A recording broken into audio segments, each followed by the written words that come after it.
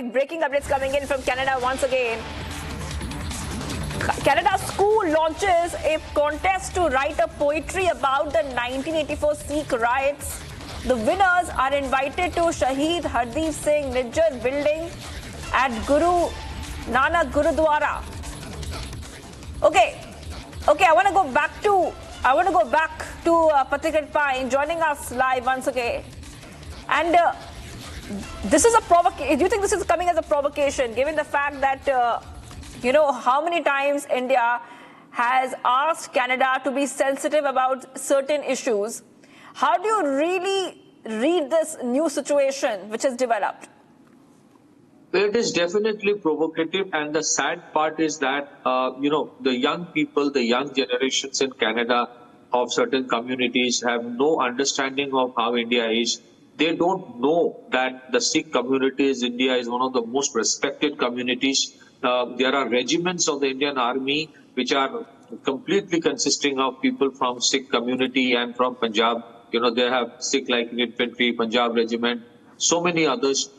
So their understanding about the relationship, the dynamics, and the contribution of the Sikh community is so low that they become gullible. So whatever is being fed to them by these things is unfortunate, but it is deliberately being done to ensure that the next generation comes up with the same kind of poison in their mind about India, and this is part of a larger plot. The sad part is they will never ask anyone to write a poetry on the 1985 Kanishka Air India bombing, and in which so many people of Indian origin who were Canadian citizens died.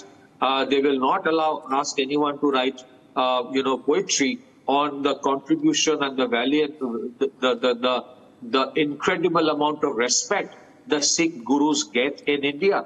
Most of the Indian temples in North India would have a portrait of Gurunanak or Guru Gobind Singh Ji. So there is a deliberate plot to poison the minds of certain communities based in Canada and North America against India.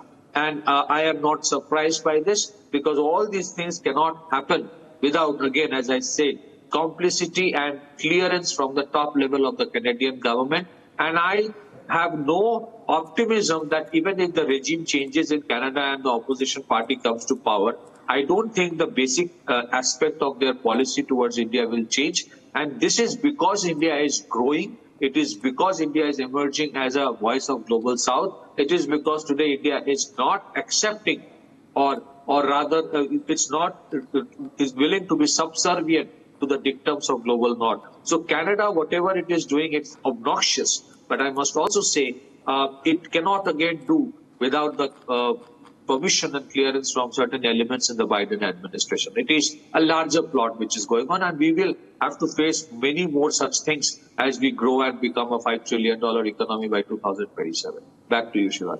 Right.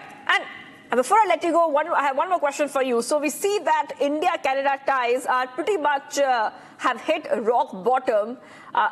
Just taking off from this breaking update that we have told our viewers, we have seen in the past how even in India, time and again, India has noticed, and a lot of Indian dignitaries, Indian ministers, top level of society in India, they have said and observed that Justin Trudeau is very soft on Khalistani terror. And that can be seen from the attacks on Hindu temples in Canada in the recent years.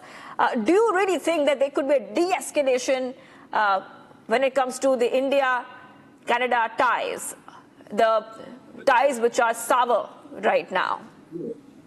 It is highly unlikely that situation will improve, because if you look at the immigration policy of Canada, a large number of people from India who used to go to Canada, I mean, you would get asylum, you would get access only if you show certain amount of anti-India sentiment, and you have to show that you have been victimized. So those premises have not changed for Canada. They will deliberately create and take such elements who have a problem with India and they disregard India. Secondly, Canada has become a second ground for ISI to operate and foment these anti-Indian sentiments. Canada openly, if you look at the issues concerning Hardip Singh Nijjar, he went to Pakistan for arms training. There were investigation into his bank accounts. He was, indicted for giving arms training within Canada. So these things, the hypocrisy is here when it comes to terrorism hitting Canada or United States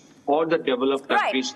They expect the rest of the world to fight on their behalf against terrorism. But that same terrorism, when it hits countries like India, they call it activism. So this hypocrisy is not going to go, and that's why I don't think the situation will improve. Right. Okay. Okay. Thank you for joining us, Mr. Patikrit Pine, geopolitical analyst, joining us. We have to move ahead, viewers.